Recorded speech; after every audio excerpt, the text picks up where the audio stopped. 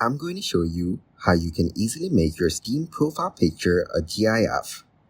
First, search and download any GIF you want to add from Google Images.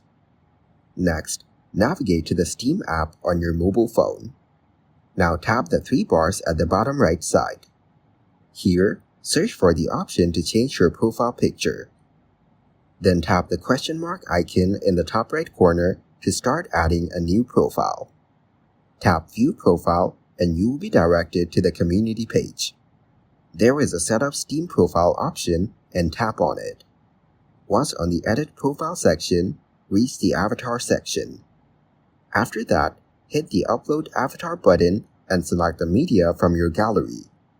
Steam does not support uploading custom GIFs directly for profile pictures.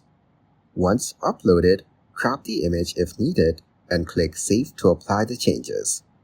Your Steam profile will now display the selected image or GIF as your profile picture.